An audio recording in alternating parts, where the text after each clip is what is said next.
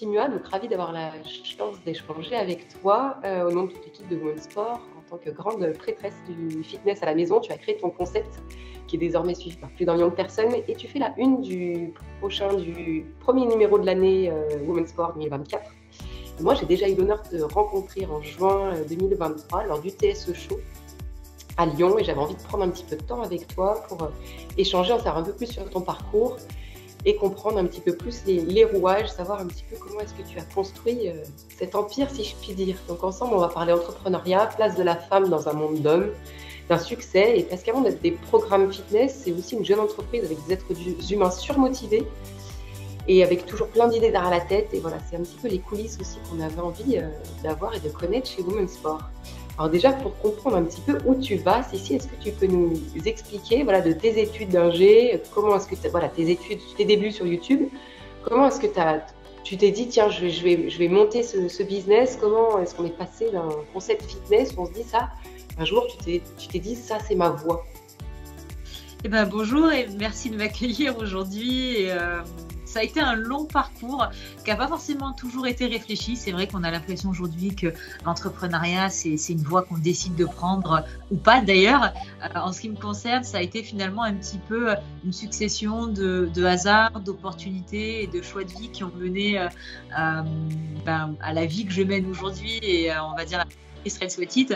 J'ai commencé il y a 14 ans par les prémices des prémices, si on peut dire ça comme ça, en commençant à publier des vidéos, publications variées, etc. sur les réseaux sociaux, sur des sujets assez variés puisque ça ne concernait pas qu'exclusivement le sport, même assez peu finalement à cette époque. J'étais étudiante en école d'ingénieur dans le nord de la France, assez loin de chez moi du coup puisque je suis niçoise, et finalement ce passe-temps qui s'est assez rapidement transformé en passion a été la petite graine qui a pendant 14 ans germé gentiment et suite à ces premières publications que j'ai pu faire, j'ai continué mes études, j'ai été diplômée et la régularité et la persévérance a commencé un peu par payer puisque 5 ans plus tard, donc à la fin de mes études, j'ai décidé de me consacrer à ma création de contenu.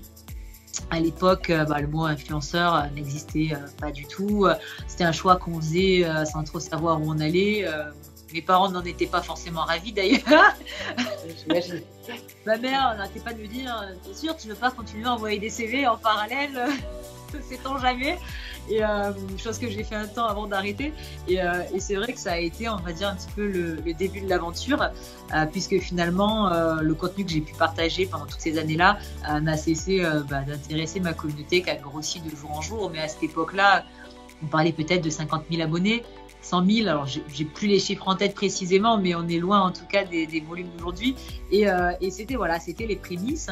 À cette époque, j'ai décidé également en parallèle de lancer mon premier programme sportif qui s'intitule le Bikini avec Sissi et qui est devenu une petite institution, si on peut dire ça comme ça. Puisque cette année, nous avons publié la 10e édition anniversaire. Donc ça fait 10 ans aujourd'hui. Et ce programme a été finalement un petit peu ce qui m'a propulsée dans le milieu du fitness, plus que par le passé, puisqu'elle a rencontré un grand succès et je me suis tout simplement rendu compte qu'il y avait finalement un peu une audience, des personnes intéressées par ce sujet-là. Et en réalité, il y a... C'est plutôt ça en fait qui t'a aidé à te lancer là-dedans. C'est un déclic, c'est que tu t'es dit tiens voilà, il y a quelque chose qui pourrait fonctionner ou il pourrait y avoir une résonance. Moi, j'ai partagé ces séances parce que c'était l'époque où je m'intéressais au sport un peu plus que par le passé. Donc, ça prenait plus de place dans ma vie. Et comme je partageais beaucoup de choses qui étaient très spontanées et le reflet de mon quotidien, ça a pris de plus en plus de place dans mon contenu. Et de constater finalement que les gens aimaient ça et me le demandaient. Sans trop le réfléchir, en réalité, j'ai juste répondu finalement à la demande en parlant davantage. Moi, ça me plaisait parce que c'était un sujet qui me passionnait déjà à l'époque. Et petit à petit, ça a pris, le programme a pris. Donc, j'ai lancé une 2e édition l'année suivante, une 3e, une 4e, ainsi de suite. Jusqu'au jour, on en était à la 6 ou 7e édition déjà. Je me suis dit, j'aimerais pouvoir aller plus loin. Et ça, c'était en 2018. J'étais déjà donc avec mon compagnon, Tini, et la volonté a été de pousser le concept de manière plus aboutie, plus régulière et plus loin, puisque les Bikini ici étant gratuits sur YouTube, budget oblige, la production, etc. étant quelque chose d'assez coûteux, je ne pouvais pas le faire régulièrement dans l'année, c'était qu'une seule fois au printemps. Et le fait de commercialiser un service et de mettre en place toute une structure, etc., nous permettrait de pouvoir finalement mettre à plus grande échelle ce petit concept que j'avais au mois d'avril, on va dire, chaque année. Et c'est comme ça que la réflexion a commencé autour de Train Sweat It et que nous avons décidé d'axer finalement, on va dire, un peu cette idée sur 3 pôles. Le train qui est l'entraînement en salle de sport, le sweat qui est plutôt l'entraînement de type circuit training qu'on peut pratiquer chez soi ou ailleurs, à n'importe où, et le HIIT qui est en réalité la partie nutrition qui vient accompagner le reste. Donc c'est là qu'en 2018, l'idée a germé et que l'aventure a commencé. D'accord. Et quand tu as commencé tes premières vidéos, parce que je pense que tu as conscience qu'il y a plein de personnes qui s'identifient à toi, et toi, à l'époque, quand tu t'es lancée, est-ce que tu avais une idole, entre guillemets, quelqu'un où tu te disais « Waouh, chouette parcours ». Est-ce qu'il y a eu comme ça quelqu'un qui t'a un peu guidé? Non, pas vraiment, parce que c'était en... C'est le début, hein. Ouais. 2009. Sur YouTube, il y avait très très peu de personnes. J'ai fait partie, alors pas la première, hein, mais j'ai fait partie en tout cas de la première. On avait une page Facebook et c'était tout. Hein. Il n'y avait même pas Instagram, il n'y avait rien. Donc disons que à cette époque-là, le terme influenceur n'existait même pas. On était juste on n'était même pas des créateurs de contenu. On était personne. On était juste des gens qui participaient sur des forums, qui donnaient leurs idées, leurs conseils. Et il n'y avait pas vraiment de figure qui se détachait, du moins en France. Par contre, quelques années plus tard, c'est vrai que j'ai commencé à être influencée par les profils américains ou sud-américains qu'on pouvait découvrir. Dans le fitness, j'entends. Et c'est vrai que là, j'ai découvert qu'il y avait des nanas qui allaient dans des salles de muscu et qui partageaient leurs séances et que c'était incroyable parce qu'en France, on osait à peine mettre un pied dans une salle, quoi. Bien sûr, ouais. D'accord. Et actuellement, du coup, ça s'est un petit peu inversé. Alors, je ne sais pas si on peut appeler ça une idole, mais en tout cas, je pense que tu inspires bon nombre de gens. Qu'est-ce que tu tiens particulièrement à transmettre à ces personnes? La volonté, finalement, de se lancer, de croire en ses petits rêves, de ne plus hésiter finalement à faire ce qu'on a envie de faire et de se dire que tout peut arriver. C'est vrai que finalement mon parcours il peut paraître extraordinaire alors qu'il n'a rien d'incroyable. C'est juste le cumul et la somme de chaque petite chose ou chaque petit choix de vie, chaque petit effort qui m'a amené aujourd'hui à être celle que je suis sur les réseaux ou tout simplement de fonder une entreprise comme Petite, etc. Et c'est pas des choses qui ne sont pas à la portée de chacun, au contraire. Après, c'est à chacun de savoir ce qu'il veut faire et ce qu'il a envie de faire. Mais en tout cas, en ce qui concerne le sport, si on me rejoint sur les réseaux sociaux, c'est généralement qu'on a envie de pratiquer un petit peu. Et montrer aux gens que s'ils le veulent, ils le peuvent et que ce n'est pas réservé qu'aux autres. Voilà, surtout le sport, on a plein de raisons pour l'élite. Et bien au contraire, ça a toujours été ma volonté de le démocratiser. Et ça l'est toujours, en tout cas, 10 ans après. Vraiment, ouais.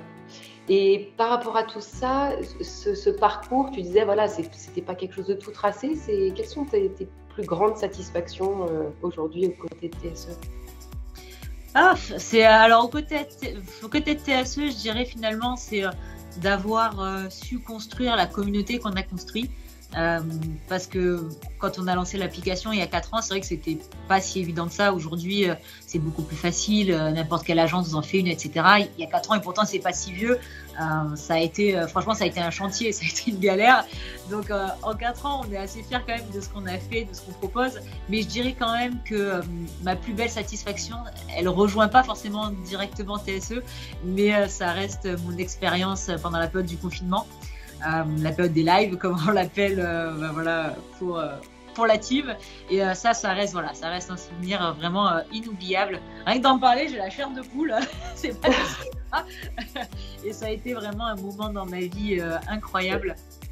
Je le sais que je revivrai certainement jamais, mais que je pourrais jamais oublier me sentir aussi proche des gens en étant aussi loin et aussi à distance. Et avoir le sentiment d'être vraiment utile et de servir à 90 000 personnes en même temps, quoi. C'est vraiment un sentiment incroyable. D'accord. Et tu disais aussi, c'est quand même quelque chose qui s'est construit au long cours, hein, et ça a quand même demandé beaucoup de réflexion, de travail aussi, évidemment, seul, à plusieurs. Et Et est-ce que tu penses à des obstacles? Est-ce qu'il y a des choses que tu retiens aussi, pas forcément sous le ton négatif de ça c'était moins bien, mais en tout cas les embûches qu'il a fallu traverser? Il n'y a pas un mois qui s'est passé sans embûche. Tous les jours, il y a une embûche. Je pense que ça fait vraiment partie de la vie d'entrepreneur. Il y a pas de matin où on se lève et tout se passe comme prévu. C'est incroyable. C'est rare, voilà, c'est ça. Ça peut arriver, mais c'est très rare. Ouais.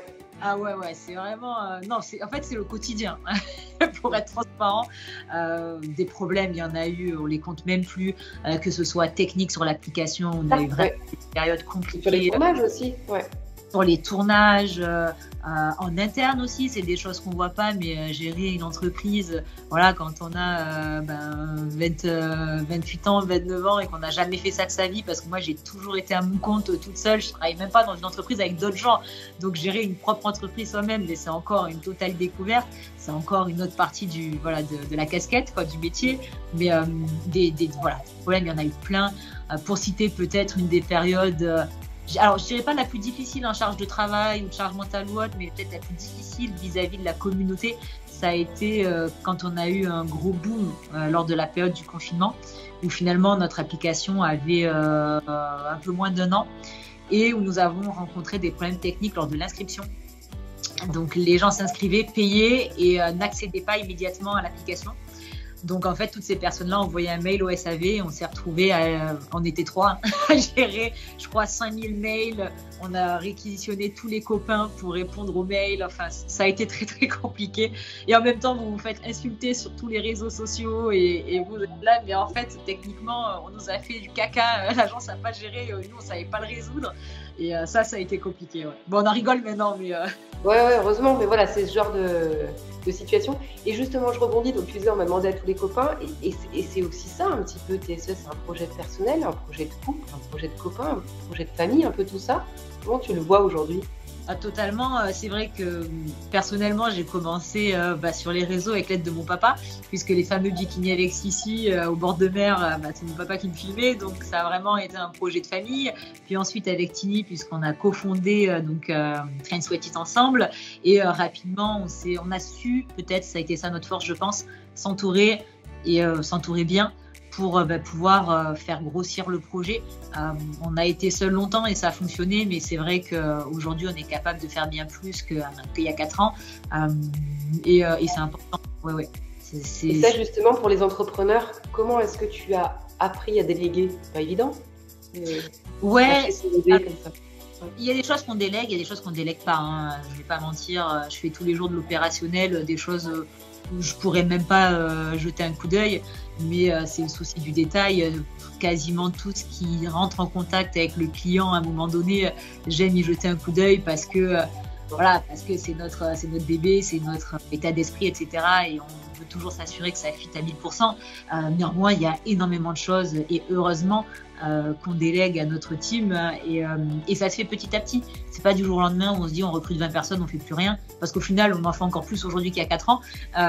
Mais petit à petit, une personne, puis une autre, on apprend à agrandir son cercle et à confier les tâches où, en tout cas, notre valeur ajoutée, elle n'est pas la plus importante, quoi. Et avec Tini, comment est-ce que vous vous organisez justement dans le travail? Ça s'est passé naturellement là aussi. Ouais. En fait, on n'a pas du tout les mêmes compétences. Donc, naturellement, en fait, Tini s'est plutôt orienté sur une partie du business et moi sur l'autre. Donc, lui, il est plutôt dans tout ce qui est opérationnel de l'application, dans toute la partie technique principalement, mais aussi plein d'autres choses comme le recrutement et d'autres. Et en ce qui me concerne, être plutôt comme marketing et ce qui finalement va plutôt concerner l'utilisateur. Donc, on se complète assez bien. Et puis après, on a beaucoup de sujets qu'on traite en commun aussi. On est toujours au courant de ce que fait l'un ou l'autre. Mais bien, voilà, on a chacun un peu nos tâches et ça se fait naturellement à chaque fois. Ouais. Et alors toi, tu as longtemps été, je crois, arrête-moi si je me trompe, une des seules femmes dans l'équipe, en tout cas au tout début. Et là, vous avez intégré quand même des femmes, je crois, dans la team. Est-ce que tu peux nous raconter un petit peu? Alors, c'est assez rigolo parce qu'en interne, on va dire dans l'entreprise Train Sweat It, il y a une majorité de femmes. Il y a des hommes, mais ils sont moins nombreux. En revanche, dans la team de coach, donc les coachs qui vraiment dispensent les cours sur l'application, effectivement, j'ai été très longtemps la seule femme. Ça n'a pas été une volonté, puisqu'on cherchait activement des coachs féminine, mais ça a été plus une difficulté finalement, puisque cette team de coach, on l'a toujours voulu dès le départ comme étant soudée, unie et pas seulement qu'à écran, parce qu'on pense qu'une team qui a de vrais liens a plus de chances en tout cas de transmettre cette good vibes, etc. à une communauté, que si chaque coach ne se connaît pas, il fait sa séance et ça va. De son côté, bien sûr. Voilà, c'est vraiment important pour nous, et c'est vrai qu'en fait c'était un peu le hasard des choses. À chaque fois on arrivait, on rencontrait un nouveau coach et c'était encore un homme et ça marchait, donc on le recrutait, mais on n'arrivait pas à trouver des femmes. Et jusqu'à récemment où effectivement on a enfin pu intégrer deux nouvelles coachs, mais ça a mis du temps, ouais. Et comment ça se passe aujourd'hui? Est-ce que ça a changé des choses au sein de l'équipe? Non, pas spécialement, ça se passe toujours bien. C'est des coachs qui sont dans un cercle proche aussi, puisque c'est vrai qu'on recrute souvent par recommandation. Donc évidemment, on regarde les compétences techniques, c'est le premier point du coach, mais aussi son état d'esprit, etc. Donc là, c'est des coachs qui nous ont été recommandés, donc qui connaissent une partie déjà de l'équipe, etc. Donc ça s'est fait assez facilement et ça s'est assez bien passé comme avec les garçons, quoi. Nickel. Et alors justement, parle-nous un peu de comment ça se passe sur ces sélections entre guillemets. Comment est-ce que vous sentez que ça fit avec ces personnes? Et finalement, j'imagine que c'est aussi un état d'esprit. C'est quoi l'état d'esprit TSE pour rentrer dans l'équipe? Il y a plusieurs critères. Donc c'est vrai que le premier reste quand même la technicité du coach. En fait, la volonté au début, c'était de recruter des coachs qui faisaient des choses qu'on ne savait pas faire. Et on l'a fait très rapidement, puisque au bout de 3 mois d'existence, on recrutait déjà notre premier coach. Donc on n'a jamais eu peur de reconnaître qu'on ne savait pas tout faire et de s'entourer des meilleurs dans leur secteur. Donc ça, c'est le premier point, c'est on aime recruter des coachs qui apportent un savoir-faire qui n'existe pas déjà dans l'équipe. Ensuite, il y a effectivement l'état d'esprit, et ça c'est super important. On veut des gens qui fit en fait à l'équipe en place et qui se reconnaissent dans nos valeurs. Donc la simplicité, les good vibes, la motivation et aussi le fait de finalement kiffer faire du sport et kiffer l'enseigner, parce qu'on n'est pas là on est là un peu pour souffrir, mais on n'est pas là que pour souffrir. Donc on aime avoir des coachs qui transmettent ces bonnes énergies qui en tout cas font que les abonnés aient envie de revenir demain. Et ça, c'est ultra important. Et enfin, il y a quelque chose dont on ne parle pas assez, mais il y a aussi toutes les compétences qui sont liées au tournage. Être un bon coach dans une salle de sport, c'est une chose, mais être un bon coach devant une caméra, toute une équipe de prod et tenir compte de toutes les contraintes, c'en est une autre. Et ça, c'est pas tout qui arrive, et c'est aussi une des plus grosses contraintes qu'on rencontre dans les recrutements. Ouais. Et alors là, tu me parlais justement de compétences, que vous n'aviez pas toutes les mêmes, que vous cherchiez des spécialités. Est-ce que tu peux nous parler un petit peu des programmes qu'il y a sur votre site? Avec grand plaisir. On en a aujourd'hui plus de 55, donc beaucoup. Pour dire sincèrement, c'est même un chiffre maintenant que j'ose plus trop dire, parce que j'ai peur que ça nous desserve. Je me dis, les gens vont s'imaginer qu'avec 55 programmes, tout est nul. Alors qu'on les a tous aussi bien peaufinés. Mais on en a beaucoup parce que quasiment tous les mois, on sort un nouveau programme. Et ce sont des programmes qui sont aussi variés que possible. Donc, on varie le niveau. Ça peut aller de l'ultra débutant à l'expert. Ça, c'est quelque chose qui est très important pour nous, pour pouvoir satisfaire déjà les différentes demandes, mais aussi permettre à une personne qui nous rejoint d'évoluer avec nous et de ne pas retrouver que des programmes du même niveau, d'un niveau similaire. La personne peut vraiment progresser avec nous. Il y a également différentes thématiques qui sont approchées, comme le cardio, la musculation, le kickboxing. On a de la danse, du yoga, de la méditation. Donc, il y en a vraiment pour tous les goûts. Et ça aussi, ça a l'avantage que ça permet aux gens d'essayer d'autres choses. Payer pour aller faire un cours qu'on n'a pas envie, on ne va pas forcément le faire. En revanche, si c'est déjà inclus dans le service qu'on consomme, ben on est déjà peut-être plus curieux et on essaye en tout cas plus facilement. Et je pense qu'il y a beaucoup de gens qui ont de belles découvertes chez nous, notamment sur le Pilates et autres.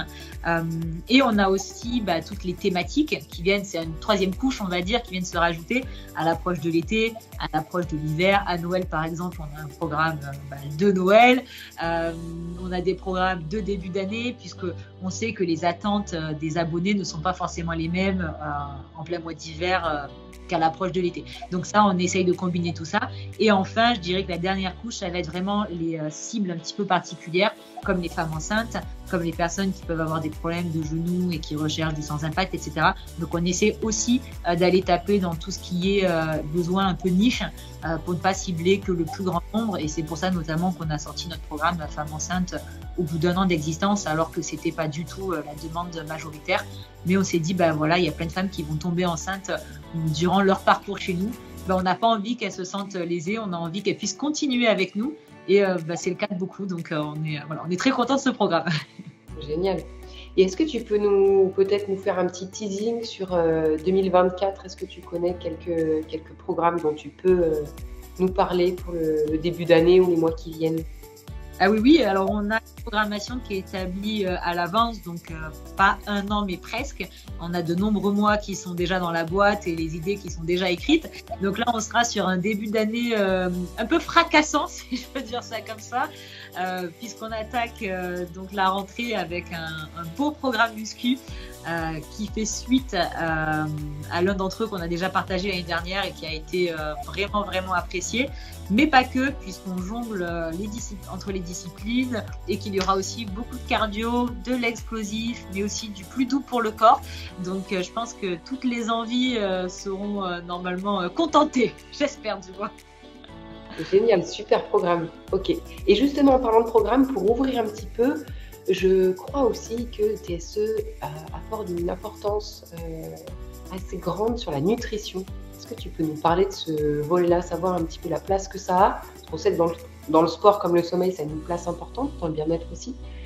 Raconte-nous un petit peu comment vous percevez ce volet-là chez TSE. Effectivement, la nutrition, c'est quelque chose qui est important, mais je pense qu'il ne devrait pas tant l'être en fait, dans le sens où on diabolise souvent, on se met la pression, on l'entend d'ailleurs partout, c'est 50% à la salle et 50% dans son assiette, ou il y a des gens qui disent même que 80% se joue dans l'assiette. On a l'impression qu'avant même de commencer le sport, on a déjà perdu parce qu'on ne mange pas forcément comme il le faudrait et qu'on ne sait pas forcément ce qu'il faut manger.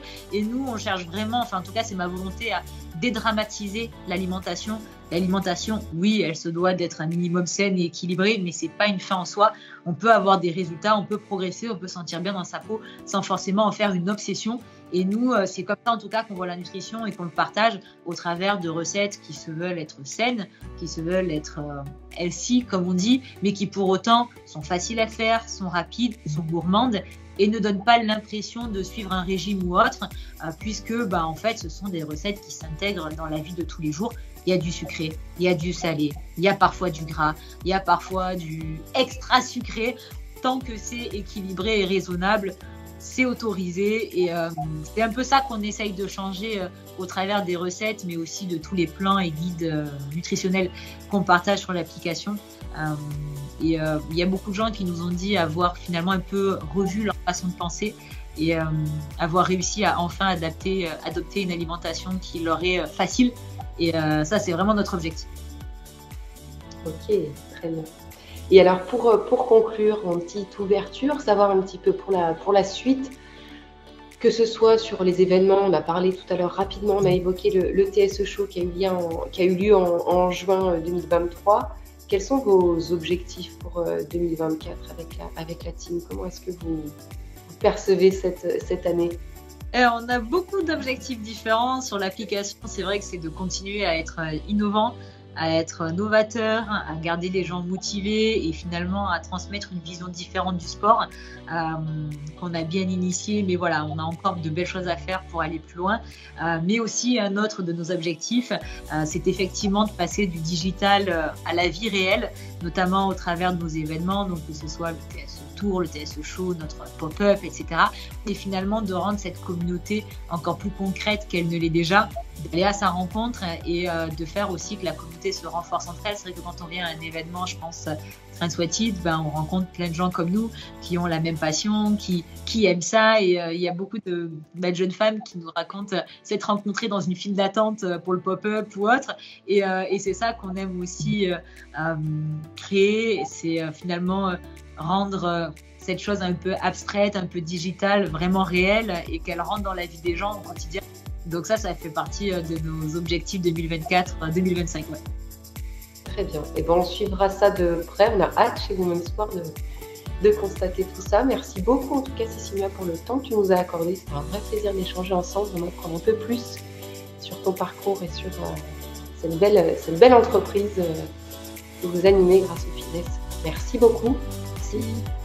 Et à très bientôt. Merci à toi.